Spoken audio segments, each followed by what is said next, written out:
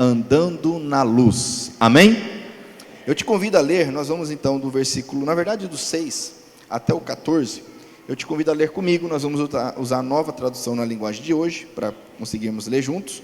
Eu vou ler um versículo sozinho, te convido a ler o versículo seguinte junto comigo, bem forte. Diz o texto: não deixem que ninguém engane vocês com conversas tolas, pois é por causa dessas coisas que o castigo de Deus cairá sobre os que não obedecem a Ele. Leia bem forte. Portanto, não tenham nada a ver com esse tipo de gente. Antigamente, vocês mesmos viviam na escuridão, mas agora, que pertencem ao Senhor, vocês estão na luz. Por isso, vivam como pessoas que pertencem à luz. Juntos, pois a luz produz uma grande colheita de todo tipo de bondade, honestidade e verdade.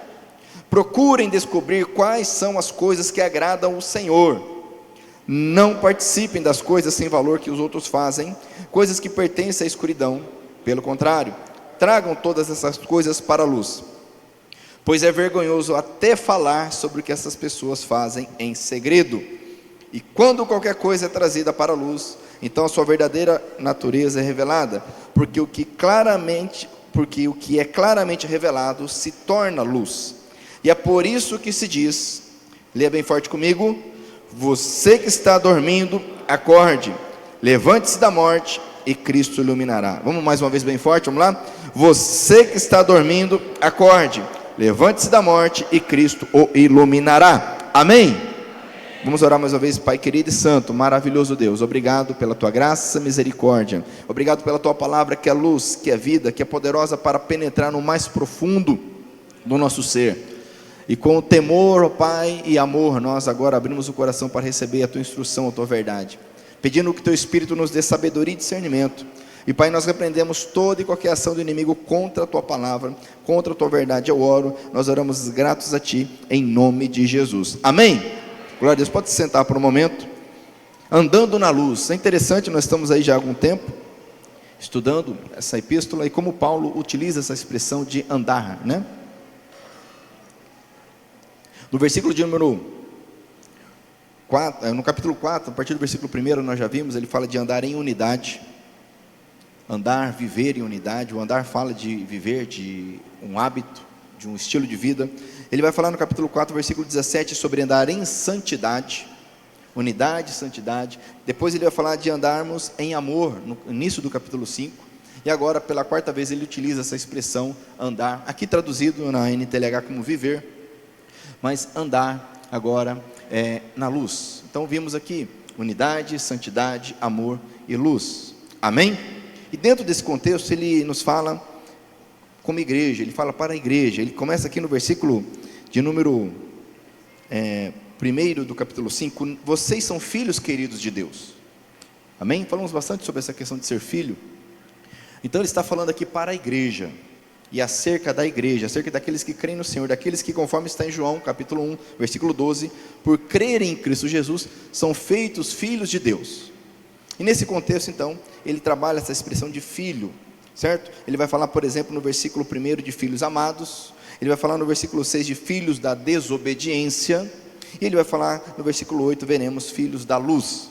Lembrando que a expressão filho não quer dizer alguém gerado nesse contexto. Assim como Jesus não foi gerado por um pai e uma mãe, mas Jesus, ele é filho de Deus porque ele é Deus, ele tem a natureza de Deus. E o ser filho da desobediência é agir com essa natureza de desobediente. Ser filho, querido, amado, é ser filho do amor do Pai, ou seja, manifestar o amor do Pai. Ser filho da luz, como veremos, é andar e viver com essa luz que é Deus, que é o próprio Senhor. Amém? Antes de entrar aqui no texto propriamente dito, eu quero falar da ideia da luz. O que é a luz na Bíblia?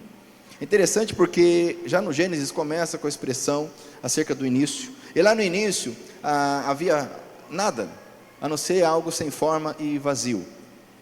E as trevas tomavam conta.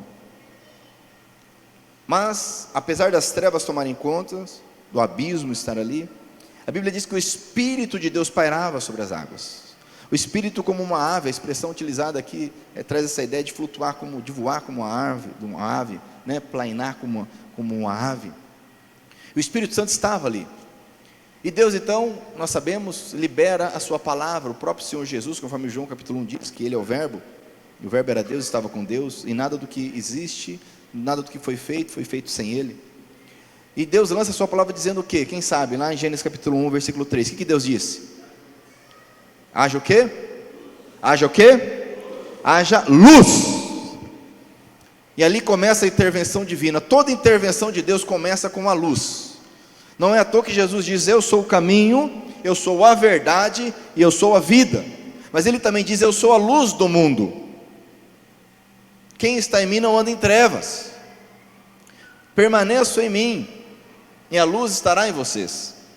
Não é à toa que a igreja então é chamada de sal e luz nesse mundo. E nessa ideia de luz, que é algo que é incompatível com as trevas, porque as trevas são a ausência de luz. A luz gera vida. Nós sabemos, as plantas precisam de luz, nós precisamos de luz. Nós vemos através da luz. A luz traz à tona o que precisa ser visto. Não é à toa que lá no tabernáculo, e depois no templo, havia uma menorá, um candelabro, conforme a gente usa no nosso símbolo, no nosso escudo, representando a luz. Isso não é à toa, é o próprio Cristo, não é algo de judeu, é algo da igreja, da Bíblia. Por quê? Porque nós vamos ver lá no Apocalipse, lá na revelação do Senhor, no capítulo 1, que o Senhor aparece para João na sua mão haviam 7 estrelas, na sua mão direita, a Bíblia diz, 7 estrelas. Ele caminhava por 7 candelabros, líquenos, a palavra grega ali, traduzida por candeeiro, candeias, mas é a palavra que significa candelabro, menorá, é a palavra utilizada por candelabro, menorá no Antigo Testamento grego. E ele andava ali, ele explica que aquelas 7 estrelas são 7 anjos, e os candelabros são a igreja do Senhor. A igreja do Senhor tem a função de manifestar a luz do Senhor, amém, amados? Mas essa luz nada mais é do que o próprio Cristo, porque a igreja é o corpo de Cristo, tanto que no Apocalipse capítulo 21, 23, vai dizer que na Nova Jerusalém não há sol, não haverá lua para iluminar, porque o próprio Deus iluminará, e diz ali que o cordeiro será a menorá, será o candelabro, será o candeeiro, conforme a tradução da palavra líquenos. Ou seja, a igreja é a menorá, Jesus é a menorá, a igreja é luz. Quem está entendendo, diga amém. Então é lógico que nós precisamos andar como? Andar como? Fala para o teu irmão, ande na luz, meu irmão. É uma questão de coerência, é uma questão de lógica, porque Jesus é a luz do mundo, amém? A luz tem que estar em nós. E Paulo vai dizer aqui no versículo, então, começando, versículo 7, para não nos envolvermos com os ímpios, ele vai dizer no versículo 6, melhor, que nós concluímos na mensagem passada: não deixe que ninguém engane vocês com conversas tolas. E vimos que essas conversas tolas, no meio da igreja, são conversas que vão dizer que não, tudo bem o pecado, tudo bem a má conduta, não tem problema.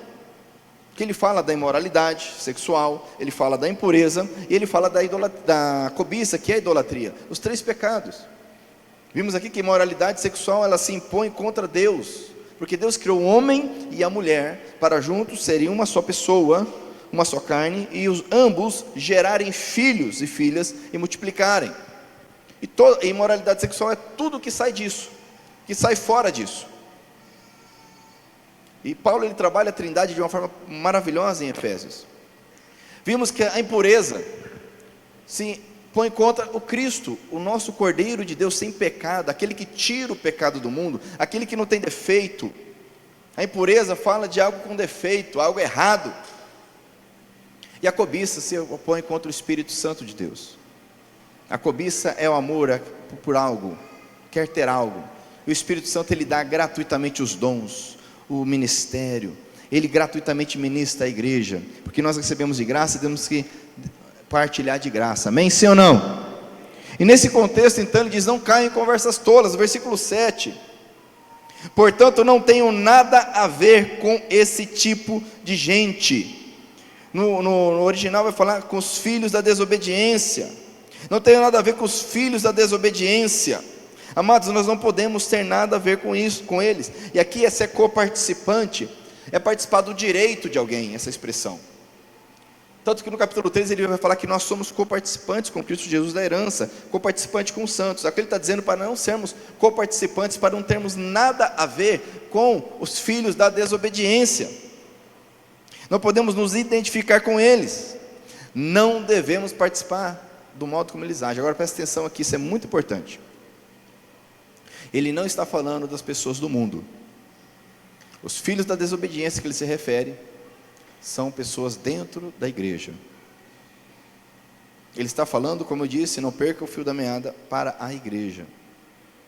Os filhos da desobediência, nós não podemos ter nada a ver com eles. Por isso que lá em 1 Coríntios 15, Paulo diz, olha, se alguém se diz irmão, e é imoral, é idólatra, rouba, ou seja, alguém que se diz irmão, alguém que é repreendido e não muda, alguém que é ensinado e não aceita, alguém que é chamado a atenção e endurece o coração, com esse nós não devemos nem comer. E Paulo é bem claro, não estou falando daqueles que não conhecem o Senhor, porque senão a gente teria que sair do mundo.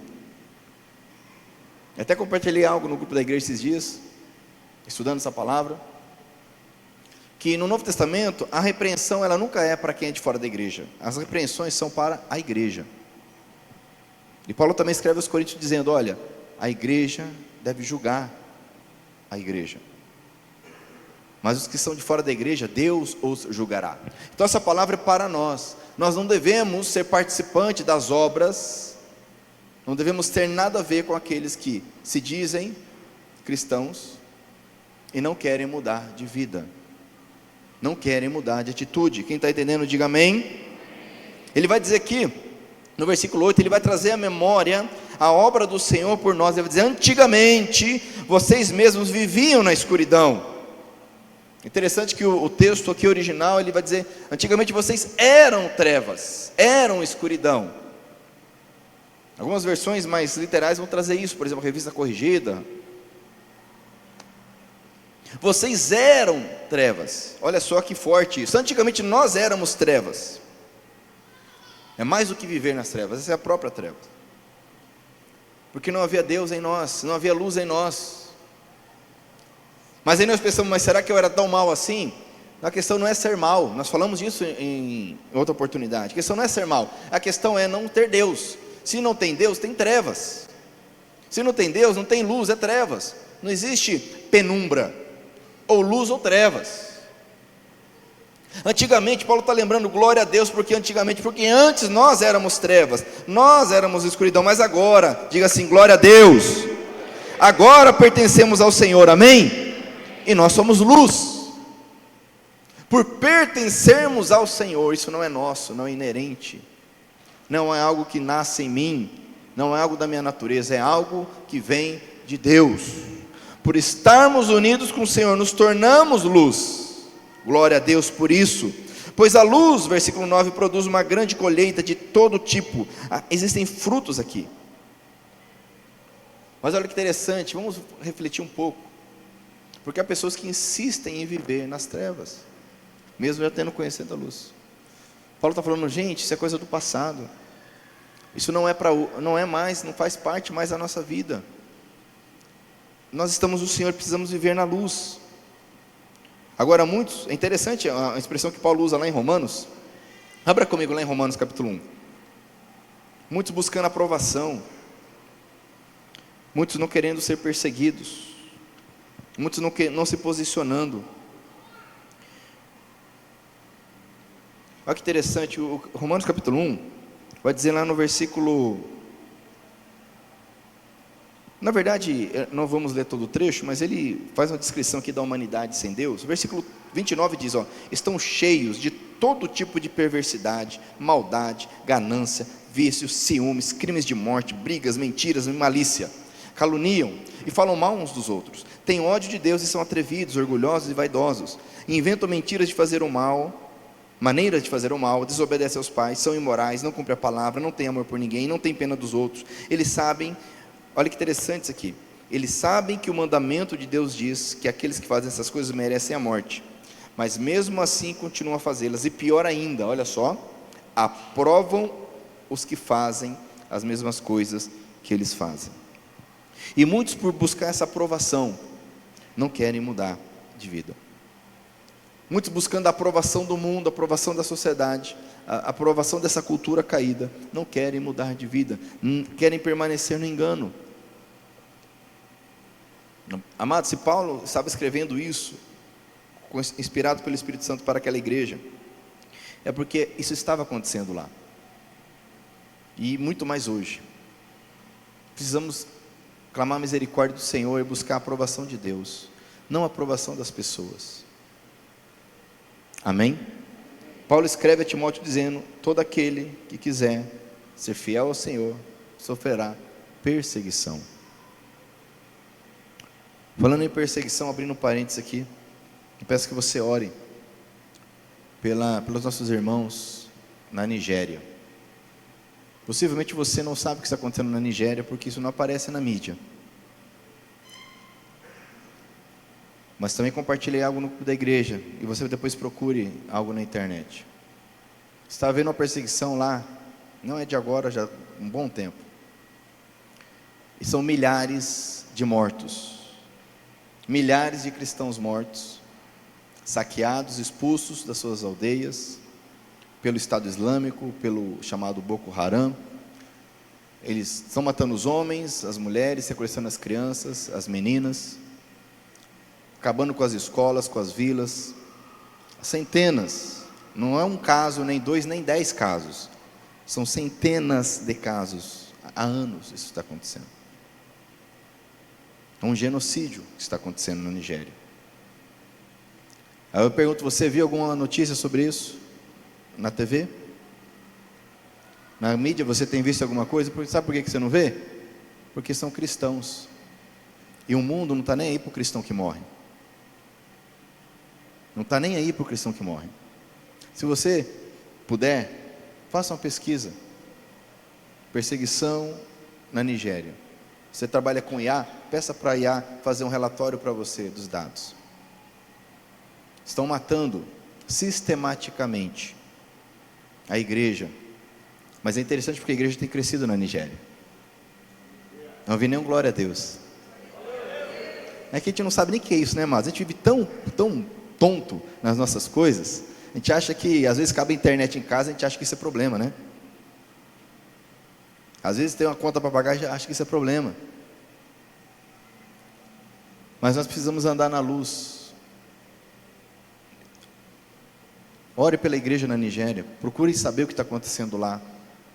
Procure saber o que está acontecendo em outros países. Isso é muito sério. O irmão falou algo aqui: nós temos hoje portas abertas. Não sabemos se teremos daqui 10 anos. Não sabemos se nossos filhos terão portas abertas para pregar o Evangelho. Então não seja pego de surpresa. Saiba o que está acontecendo. Amém? Glória a Deus.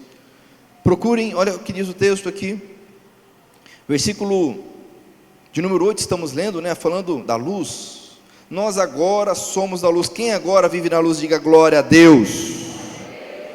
Glória a Deus, amados, porque isso é uma obra sobrenatural. Paulo escreve aos Coríntios, capítulo 4, versículo 4 da segunda carta, dizendo: olha, as pessoas estão nas trevas porque elas foram cegadas pelo Deus desse século. Elas foram cegadas pelo Deus deste mundo, que não quer, não deseja que resplandeça sobre elas a luz do Evangelho. Mas glória a Deus que sobre nós resplandeceu a luz do Evangelho. Amém? Amém? E pela graça do Senhor muitos receberão, muitos terão esse mesmo Evangelho resplandecendo sobre a vida deles, nesta cidade, nesta nação, para a glória do Senhor. Se você crê, diga amém. Glória a Deus. Porque isto deve ser a nossa preocupação. Buscar em primeiro lugar o reino de Deus, e as demais coisas serão acrescentadas. Você pode dizer um amém por isso?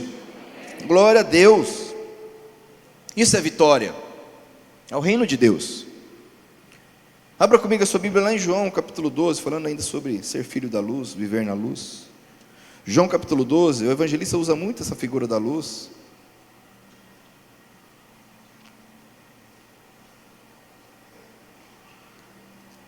No capítulo 12,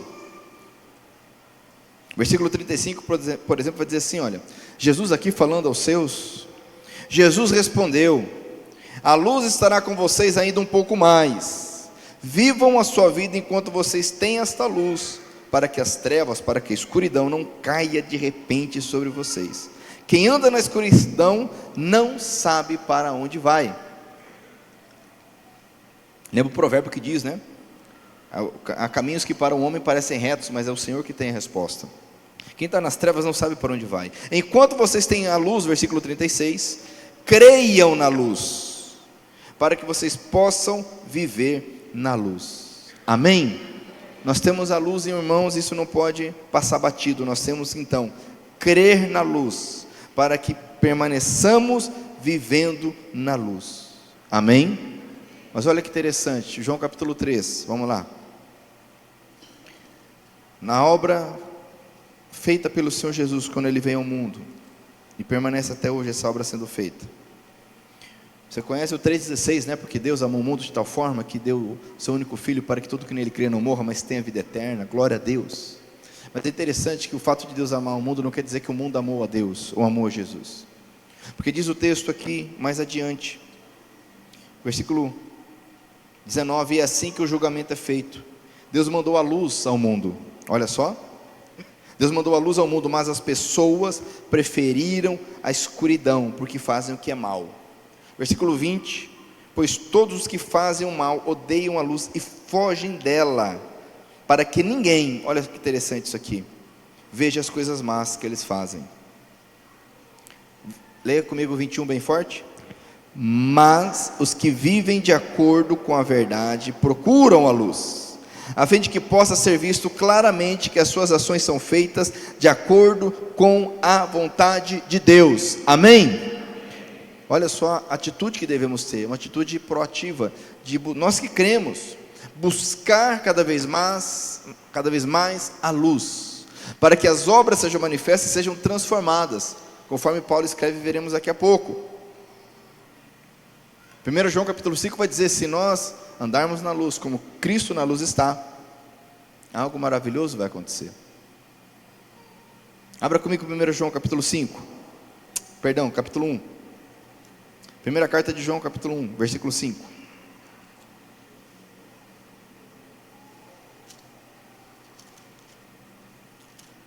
Vai anotando, vai escrevendo, vai marcando a tua Bíblia, ela é a palavra de Deus. Primeira carta de João, capítulo 1, versículo 5. Olha que interessante isso aqui. A mensagem que Cristo nos deu e que anunciamos a vocês é esta, 2 pontos. Qual que é a mensagem? Deus é luz, amém? E não há nele treva alguma, nenhuma escuridão. Não é à toa que Deus, lá no Gênesis, a primeira coisa que Ele diz é: haja luz, porque Deus é luz.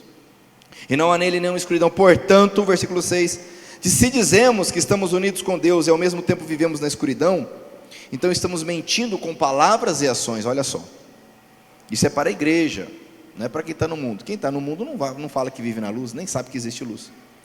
É para a igreja, aquele que está na igreja, fala que está na luz, que crê em Cristo. Mas olha só o versículo 6, se dizemos que estamos unidos com Deus e ao mesmo tempo vivemos na escuridão, então estamos mentindo com palavras e ações. Versículo 7, leia bem forte. Porém, se vivemos na luz, como Deus está na luz, então estamos unidos uns com os outros, amém? Vamos ler bem forte, amém? Você está com a tua Bíblia aí? Quem ama a palavra de Deus, diga amém. Glória a Deus. Se não ama, não fala não mente não. Vamos lá, versículo 7, leia comigo bem forte. Porém, se vivemos na luz, como Deus está na luz, então estamos unidos uns com os outros, e o sangue de Jesus, o seu Filho, nos limpa de todo pecado. Aleluia! Qual que é o tema da mensagem? Andando na luz, amém? Vivendo na luz, sendo luz. Deus em nós, aleluia, a riqueza da glória. Continuando aqui, amados. Luz e trevas não podem coexistir, versículo 9. Pois a luz produz uma grande colheita de todo tipo, de bondade, honestidade e verdade. Ele traz 3 características aqui. Da mesma forma que ele usa 3 características malignas, né? A imoralidade sexual, a impureza e a cobiça. Agora ele vai falar da bondade. Amém? O que ele fala em mais? Honestidade, ou retidão, ou justiça, depende da versão, ok, a tradução, e verdade, bondade, honestidade e verdade. Interessante, que a luz em mim precisa gerar bondade, é fruto, a honestidade, ou retidão, ou justiça, e a verdade, Deus é a verdade. Por isso que a nossa natureza luta tanto contra a bondade, questiona tanto a bondade, limita tanto a bondade. Não é à toa que perguntaram para Jesus, quando ele falou de amar o próximo, mas quem que é o próximo? Quem faz um tipo de pergunta como essa não quer obedecer. Ele quer descobrir quem que é o próximo para não ter que amar quem não é próximo, sim ou não? Porque se Jesus falar, o próximo é esse aqui, então aquele ali não precisa amar. E aí ele vai contar a parábola do samaritano, a história do samaritano, do bom samaritano. A bondade não faz parte da natureza humana sem Deus. A bondade verdadeira, completa. Da mesma forma, a justiça, a retidão, a honestidade.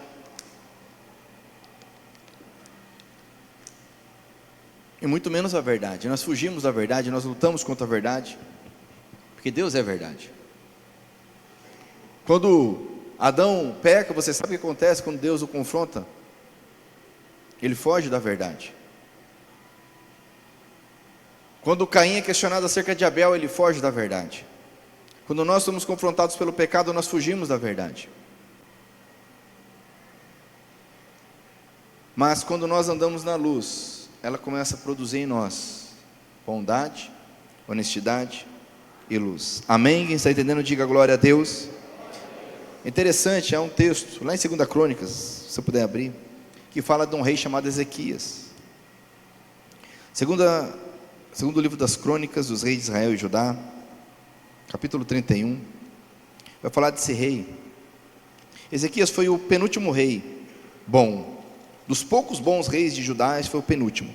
Depois dele, apenas seu bisneto Josias, e aí o reino acabou. Ezequias foi um homem que temeu a Deus e fez muita coisa, muita coisa. Não temos tempo de ler tudo que ele fez, mas é interessante a descrição que o autor faz desse homem que se posicionou, esse homem que se colocou na brecha, esse homem que fez o que estava ao alcance dele. Ele vai dizer no versículo 20 o seguinte: foi isso que Ezequias fez em toda a terra de Judá. Ele sempre foi, olha só o que ele foi. O que está escrito aí? O que está escrito aí, amados? Vocês estão com a Bíblia aí? Quem está com a Bíblia aí? Você pode levantar a mão antes de estar com a Bíblia aí? Amém? Glória a Deus. Amados, se a gente não lê a Bíblia na igreja, amados, vamos fechar e ir para casa. Se a gente não lê a Bíblia na igreja, vai ler onde? Quem está com a Bíblia na mão aí? Por favor, levanta aí. 1 Crônicas, capítulo 32, 20. Se não lê na igreja, vai ler onde a Bíblia? 1 Crônicas 31, diz que eu estou indo rápido, vamos lá então. 2 Crônicas, capítulo 31, versículo 20. Amém? Glória a Deus. Quem achou aí? Olha só o que diz Ezequias. Foi isso que Ezequias fez em toda a terra de Judá. Ele sempre foi bom. Ele foi o quê? Ele foi o que mais? Está escrito aí. Correto e que mais? Fiel em todos os serviços que prestou ao Senhor seu Deus. São palavras sinônimas do que nós acabamos de ler como fruto da luz. Ele foi bom, ele manifestou a bondade. Ele foi correto, ou seja, ele foi honesto, justo. Ele manifestou a justiça de Deus. E ele foi fiel, ou seja, ele manifestou a verdade. Um homem que anda com Deus manifesta bondade, justiça e verdade. Ezequias fez isso. Nós precisamos, como igreja do Senhor, manifestar bondade, justiça e verdade ou fidelidade. Amém? Ele foi bom, ele foi correto, ele foi fiel, não foi perfeito. Se você ler o texto, a história de Ezequias, você vai perceber que ele não foi um homem perfeito, mas ele conhecia a palavra de Deus. Ele conhecia, por exemplo, o que Miqueias profetizou e declarou. Abra sua Bíblia comigo em Miqueias, capítulo de número 6. Vai lá no meio da sua Bíblia, você vai encontrar os Salmos. Amém? Eu vou te ajudar aí. Lá no Salmo você vai para frente aí, vai encontrar Provérbios, vai encontrar Isaías, Jeremias, amém? Vai para frente. Ezequiel, Daniel, Oséias, Joel, vai indo para frente aí. Ok? Até você vai chegar no livro do profeta Miqueias. Joel.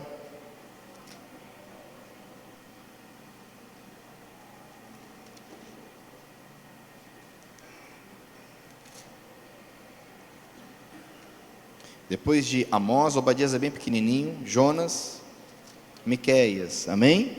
Glória a Deus. Você nunca leu Miqueias, nem sabia que tinha na Bíblia, hoje à noite. Miqueias capítulo 6, olha que esse homem profetizou.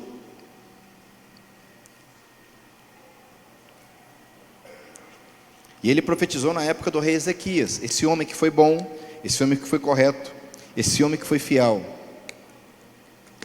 Miqueias profetizou nos dias dele. E o que Miqueias diz no capítulo 6? Olha só, versículo de número 8. O Senhor já nos mostrou o que é bom. Ele já disse o que exige de nós. O que Ele quer é que façamos o que é direito, amém? Que amemos uns aos outros com dedicação e que vivamos em humilde obediência ao nosso Deus. Ou seja, o que é bom, ou seja, a bondade. O que é essa bondade? O que é bom aos olhos de Deus? Que nós façamos o que é direito, ou seja, o correto, justo, fruto da luz. Que mais? E que amemos com dedicação, ou amemos a fidelidade, como diz de forma literal. Amemos a verdade, amemos uns aos outros em obediência, humildemente obediente ao nosso Deus. Não é à toa que Ezequias ouviu a mensagem de Miqueias e permitiu que a luz do Senhor se manifestasse através da vida dele. E como eu disse, um homem que fez a diferença no seu tempo. E hoje nós precisamos de homens como Ezequias, que manifestem, como diz Paulo aqui, a bondade, a retidão e a verdade. Amém? Isso é andar na luz, amados. Isso é viver na luz. Isso é viver Cristo Jesus. Voltando lá para Efésios, passando aí do capítulo 9, perdão, do versículo 9, do capítulo 5, vamos para o versículo 10, que diz assim, olha só que interessante esse texto. Olha o que diz o versículo 10: procurem descobrir quais são as coisas que agradam ao Senhor. Esse é o modo de caminhar do Filho da Luz, aprovando o que é agradável ao Senhor. Olha que interessante isso aqui, amados. Logicamente que há coisas que a gente não precisa procurar saber, melhor dizendo. A gente não precisa procurar saber o que é correto. Os mandamentos são claros, sim ou não? Não adulterar, não matar, não ser idólatra, não mentir, isso é claro. Mas tem coisas, e há momentos na nossa vida, que nós passamos por situações, e que a Bíblia não é clara, sim ou não? Existem os princípios na Bíblia, mas não há um mandamento específico. Mas aquele que anda na luz, ele vai orar, ele vai buscar a direção do Senhor. Ah, eu devo trabalhar em tal local ou não? A Bíblia não vai falar isso para você, sim ou não? Não adianta fazer como alguém, pegar e abrir a Bíblia, Deus vai falar comigo, abrir, né? E lá, não vai, não funciona assim. Mas aquele que teme ao Senhor, ele procura saber, diz o versículo 10, procura descobrir, ele aplica essa busca do que agrada ao Senhor. Qual foi a última vez, amados, que nós perguntamos a Deus o que agrada a Ele? Qual foi a última vez que nós oramos perguntando, Senhor, isso é para eu assinar esse contrato? É para eu fazer esse exame? É para eu assumir esse ministério? Qual foi a última vez que nós perguntamos ao Senhor? Ou nós vamos na emoção, os crentes emocionados? Ou vamos pela proposta boa que aparece para nós? Paulo diz que nós precisamos procurar descobrir quais são as coisas que agradam ao Senhor, porque senão daqui a pouco a gente está se vendo fazendo um monte de coisa, cansado, frustrado, e vamos orar e Deus fala, mas eu não falei para você fazer isso. Você perguntou para mim? E Deus tem instruções claras. Ele falou para Pedro, lança a rede desse lado aqui. Se Pedro lança do outro lado, será que ia dar certo? Ah, é o mesmo lago, os mesmos peixes, é o mesmo Deus falando, o que vai mudar? Obediência. Fala comigo, obediência. Agora nós somos tão desobedientes, porque tem aquele obediência que ele procura descobrir a verdade, a vontade do Senhor. Deus fala e ele não obedece. Mas nós somos tão desobedientes que a gente nem procura saber. A gente já tem a resposta. E vamos na emoção. Aí entra um relacionamento pela emoção. Sai do emprego ou entra no emprego pela emoção, pela dor, pelo sofrimento, pela euforia, pela proposta. Em nenhum momento falou: Senhor, o que agrada a Ti? Quem está entendendo, diga amém. Percebe, amados, que nós temos tudo para dar certo? Fala para o teu irmão: nós temos tudo para dar certo, meu irmão. Nós temos tudo para dar certo. Abra comigo Romanos capítulo 12, versículo 2. Romanos capítulo 12. Praticamente todo culto nós lemos aqui, né? Até o Marcelo pregou aqui domingo passado uma palavra poderosa, abençoada, sobre o filho pródigo, sobre o que passou pela cabeça do filho pródigo antes dele tomar aquela decisão ruim dele, né? E ele cita Romanos 12 aqui. Marcelo muito bem citou aqui Romanos capítulo 12. Eu amo esse texto também. Ele falou que ama esse texto, mas eu amo mais do que ele. Pode ter certeza. Brincadeira. Mas olha o que diz o texto aqui, versículo 2: não vivam como vivem as pessoas deste mundo, mas deixem, olha só, permitam que Deus os transforme, por meio de uma completa mudança da mente de vocês. Assim, olha só, vocês conheceram a vontade de Deus, isto é, aquilo que é bom, é perfeito, é agradável a Ele, amém, amados? E conhecer a vontade de Deus não é conhecer os mandamentos, amados. Isso é básico. A maioria das normas que estão aqui a gente já conhece, mas é conhecer algo além, é fazer como Davi fazia. A Bíblia diz que Davi ia guerrear, ele orava: Senhor, eu vou ou não vou? Você vai dar a volta aqui, ó, e você vai pegar eles de tal forma. Aí ele ia para outra batalha e falou: Senhor, eu vou ou não vou? Não, você vai ficar quietinho, que eles vão vir até você. Quando você ouvir o som, você vai contra eles. No dia que Davi parou de fazer isso, sabe o que aconteceu? O que aconteceu? Ele viu uma mulher, top de linha, tomando banho. No dia que ele parou de buscar a direção do Senhor, ele não foi para a guerra. Diz o texto: no tempo que os reis vão para a guerra, o que ele fez? Mandou, delegou: vai lá e faz lá. Vocês já estão bom, né? Vocês já sabem matar gigante, eu já ensinei vocês, vão lá e façam. E ficou. E aí é lógico, os homens vão para a guerra, as mulheres ficam na cidade. E lá ele viu a tal da Betseba, que a Bíblia diz que era muito bonita, tomando banho. E aí ele pecou, e pecou feio. Mas enquanto ele buscou a direção e procurou saber o que agrada ao Senhor, deu tudo certo. Quem está entendendo, diga amém. O problema é que começa a dar tão certo que aí a gente começa a parar de buscar a Deus, porque a gente começa a achar que nós é que estamos acertando. A gente começa a buscar Deus, é tão bom, amados, é tão maravilhoso. Deus dá tanto livramento para nós. Quem já passou por livramento aqui? Tanto livramento que Deus dá para nós, a gente começa a andar certo. Só que chega um ponto que a gente esquece que é Deus que está orientando, e começa já tomando as decisões, vai se precipitando, porque o negócio está bom, está dando certo. E quase todo culto eu falo sobre isso: não vai só porque está dando certo. Isso não é parâmetro para nós. Paulo está dizendo aqui para nós: procurem descobrir quais são as coisas que agradam o Senhor. Versículo 11: não participem, não sejam coparticipantes das coisas sem valor. O original diz obras infrutíferas. Obras infrutíferas são coisas sem valor que os outros fazem. Isso está falando da igreja, dentro da igreja, amados, tá? Não é do mundo. Abra sua mente, não é do mundo. Não participem das coisas sem valor que os outros fazem, coisas que pertencem à escuridão. Pelo contrário, tragam todas essas coisas para a luz. Nós temos que pegar o que nós estamos fazendo escondido, errado, nas trevas, e trazer para a luz. Isso é que Deus diz para nós nessa noite: vamos trazer para a luz, porque nós somos filhos da luz.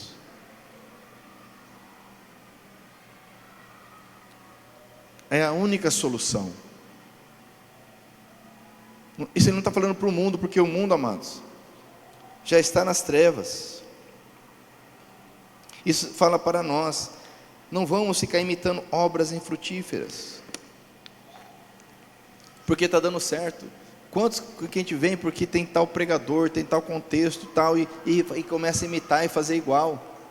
Não busca a direção do Senhor, vai na modinha, vai na empolgação.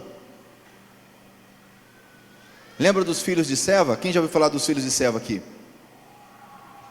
Lá de Atos. Eles viram que funcionava, né? O pessoal está expulsando demônio. O Paulo expulsa demônio. Vamos fazer isso aí também, está funcionando, olha aí. É a hora. Aí chegaram lá para o endemoniado e falou: olha, em nome do Jesus que Paulo prega, nós te expulsamos. A Bíblia diz que o demônio falou: eu conheço Paulo, e eu sei quem é Jesus.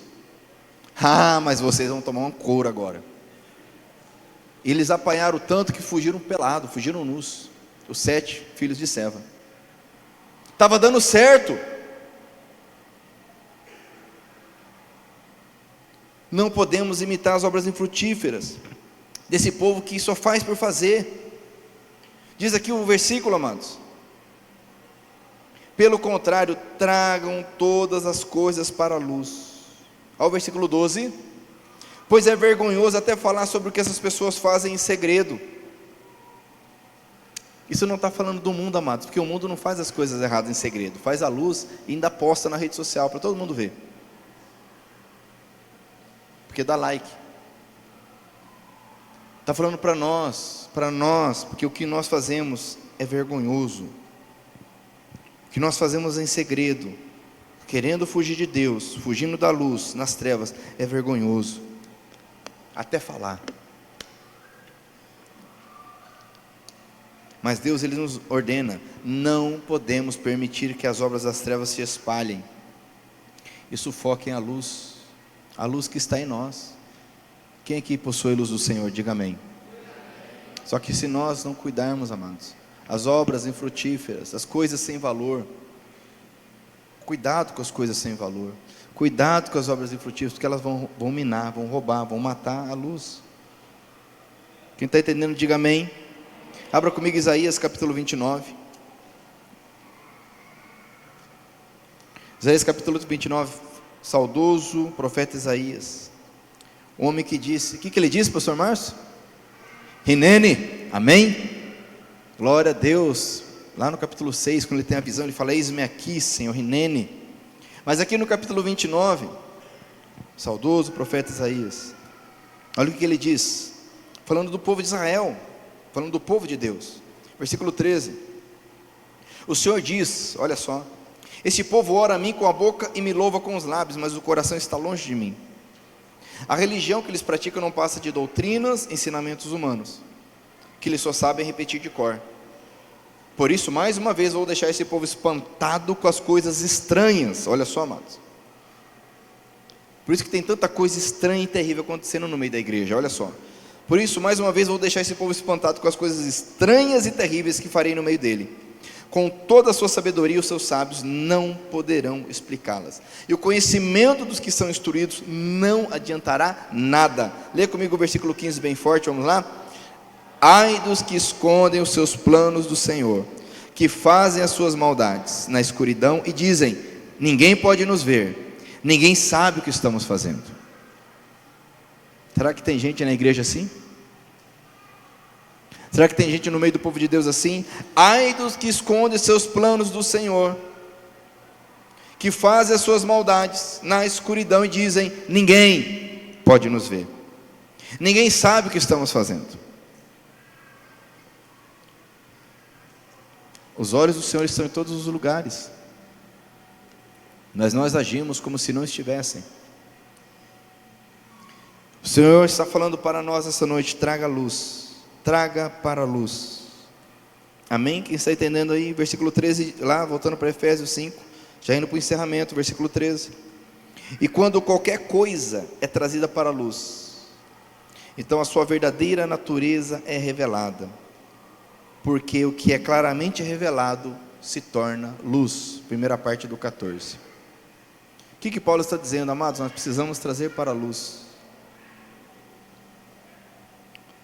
Porque o que é claramente revelado, olha só, olha que interessante. Olha que interessante o que Paulo fala. O que é trazido para a luz é mostrado, isso é óbvio. Mas o que ele diz aqui é o seguinte, ele escreve: o que é revelado se torna luz.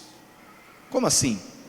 Ora, eu que creio em Cristo, se eu permito e trago para a luz o que as trevas, o pecado, vai acontecer um milagre aqui. Vai acontecer algo sobrenatural. Deus não vai olhar para mim falando: ah, miserável, você estava aí na escuridão, se escondendo. Ah, agora você está enrolado comigo aqui.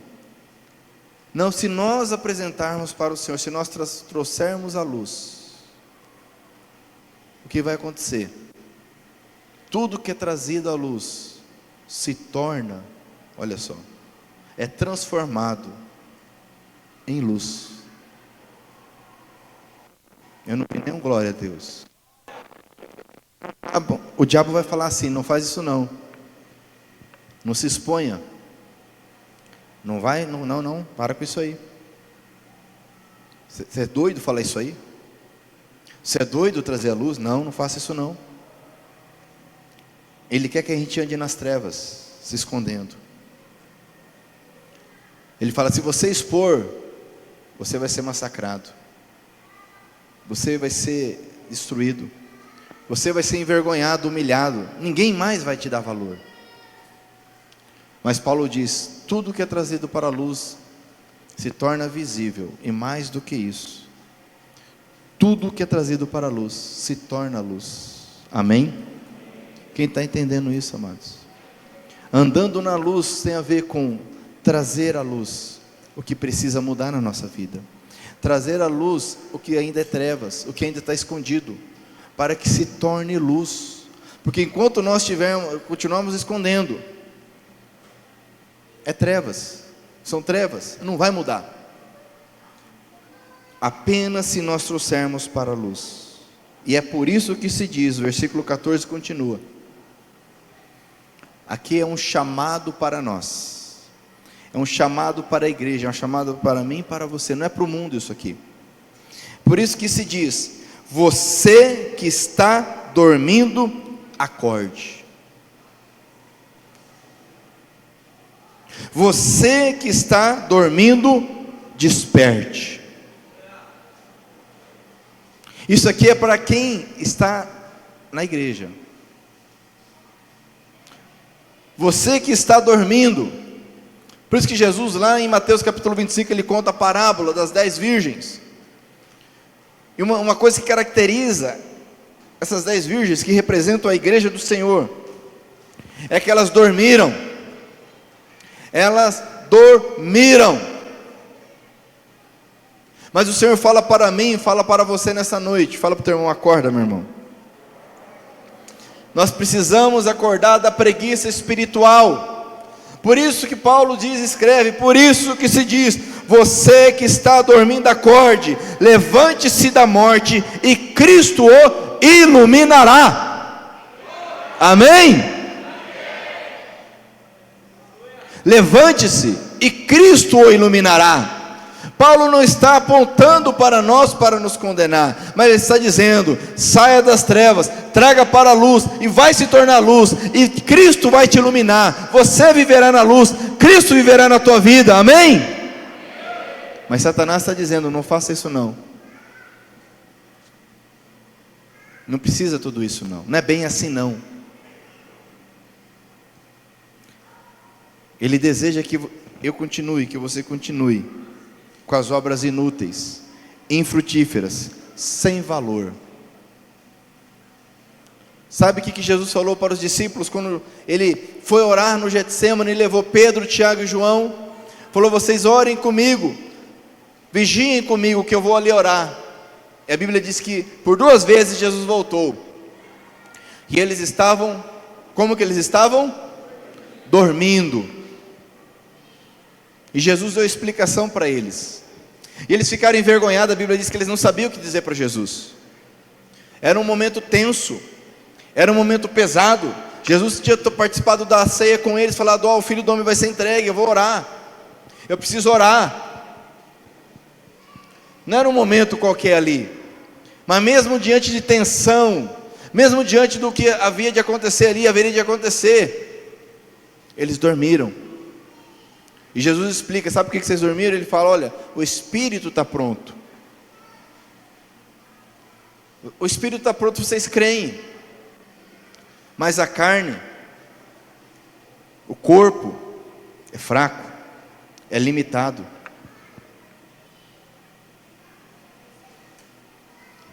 Quando Paulo diz acorde, é para nós lançarmos fora o que está nos atrapalhando. Quando ele diz levante-se da morte, é para que haja vida em todas as áreas da nossa vida, para que Cristo nos ilumine. Quem quer ser iluminado completamente pelo Senhor aqui? Da mesma forma que havia trevas, abismo, caos, e Deus disse: haja luz, e houve luz. Deus quer derramar sobre a minha vida, sobre a tua vida, a luz. Se você quer receber isso na tua vida, meu irmão, fique de pé, eu quero orar contigo.